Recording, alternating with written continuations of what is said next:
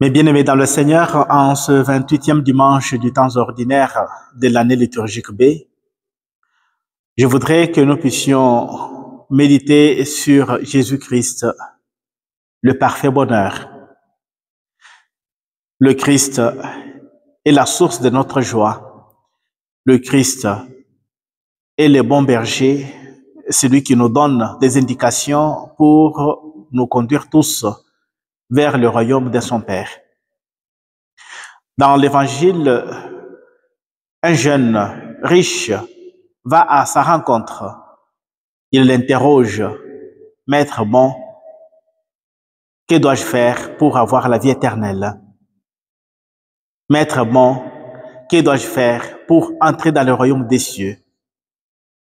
Une très belle question que tous nous nous posons chaque jour, surtout quand nous nous mettons devant la parole de Dieu, surtout quand nous nous mettons devant un extrait de la Bible.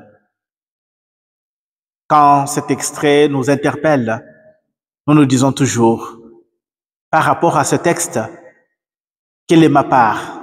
Qu'est-ce que je dois faire pour donner un signe que je suis vraiment en train de m'approcher du royaume des cieux?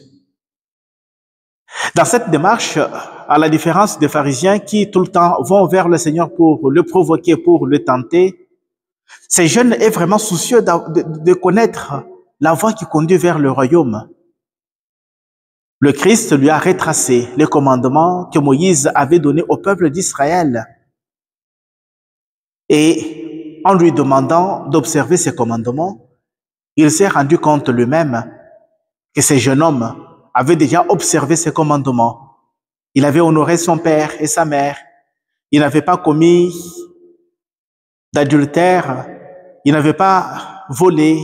Il n'avait pas profané le nom de notre Dieu. Il n'avait pas commis de péché par rapport au commandement que le Seigneur nous a donné. Et le Seigneur lui-même était très content du fait que un pas, il l'avait déjà franchi. Il avait déjà accompli pour manifester son désir de rencontrer le parfait bonheur qu'est le Christ. Et quand le Christ lui rétorque, les commandements, tu les as observés, mais il te manque une seule chose. Va, vends tout ce que tu possèdes, partage tout aux pauvres, et puis viens, suis-moi. Viens, tu seras digne du royaume des cieux. Lorsque ces jeunes ont entendu cette parole, il s'est senti triste dans son cœur et il est parti.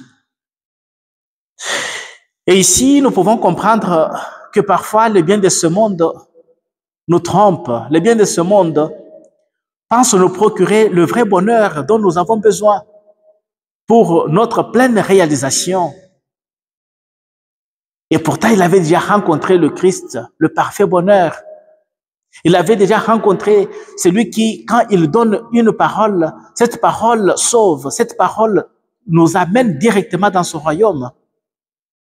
Mais voilà qu'il rate le royaume alors qu'il était déjà à la porte à cause de son égoïsme, à cause du fait qu'il n'a pas voulu se détacher, se débarrasser du bien de ce monde sur l'ordre, sur la recommandation du Seigneur. Toi, mon frère, toi, ma sœur, est-ce qu'il y a quelque chose qui te manque encore? Quel est le regard que tu as envers le pauvre? Les biens de ce monde,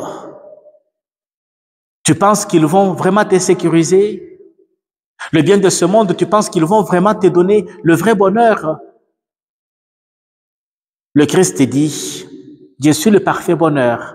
Je suis là pour t'indiquer la voie qui conduit au salut. Je suis là pour t'indiquer la voie qui conduit au royaume. Renonce aux biens matériels, renonce aux biens de ce monde et tu auras des biens dans le ciel.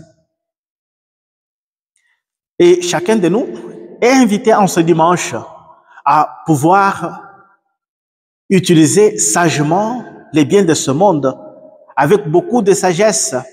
cette sagesse qui est décrite dans la première lecture, qui surpasse l'ordre du monde, qui dépasse tout le bien de ce monde. Pour cette sagesse que le Christ lui-même, nous devons tout sacrifier. Nous devons nous mettre à son écoute et en même temps aussi prendre une ferme décision de ne plus jamais regarder en arrière, de regarder toujours en avant, de désirer ce que nous recherchons tout au long de notre vie. Tout ce que nous recherchons, c'est le royaume. Si nous nous battons jour et nuit, si nous faisons souffrir, si nous acceptons n'importe quelle misère dans ce monde parfois, c'est parce que nous tenons à entrer dans ce royaume. Mais parfois, quand le Christ nous donne des indications, nous nous rébellons. Nous voulons retrouver notre joie dans le bien de ce monde plutôt que de trouver notre joie et notre bonheur dans le Christ qui est la vérité, qui est la lumière, qui est la vie et l'unique chemin qui nous conduit vers le royaume des cieux. Mes frères, interrogeons-nous. Qu'est-ce qui nous manque pour pouvoir entrer dans le royaume des cieux? Pour les disciples, les apôtres de notre Seigneur, eux-mêmes, ils ont aussi trouvé que le Seigneur était un peu très dur envers ce jeune homme. Pierre, le premier à prendre la parole, il lui demande, et nous qui avons tout quitté, qu'est-ce que nous allons recevoir en retour? Personne ne peut quitter son père, sa mère, ses frères, ses sœurs. Personne ne peut quitter sa maison. Et à côté du Christ, le Christ nous promet déjà dans ce monde 100 fois ce que nous avons laissé, le 100% de ce que nous avons quitté.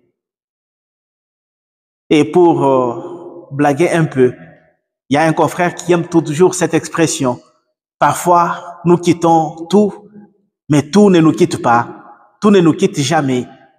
Pour dire que le Christ ne peut jamais accepter que nous puissions manquer le nécessaire pour notre survie, pour pouvoir résister à la misère de ce monde, à la souffrance de ce monde. Il nous donnera toujours ce dont nous avons besoin, surtout si nous réussissons à obéir à sa parole. Ne faisons pas comme ces jeunes hommes, cherchons à donner aussi un exemple à ceux qui nous entourent, qu'ils sachent que nous ne tenons pas vraiment au bien de ce monde, l'unique trésor, l'unique bien précieux pour lequel nous pouvons nous sacrifier, c'est le Christ lui-même. Car c'est lui qui peut nous introduire dans son royaume, c'est lui qui peut nous donner l'accès vers son Père. Que Dieu nous bénisse et qu'il nous garde tous dans son amour et nous aide à pouvoir nous détacher de notre sécurité dans le bien de ce monde pour nous attacher au Christ qui nous donne le parfait bonheur et qui est en mesure de nous rassurer dans tout ce que nous faisons, dans tout ce que nous avons. Amen.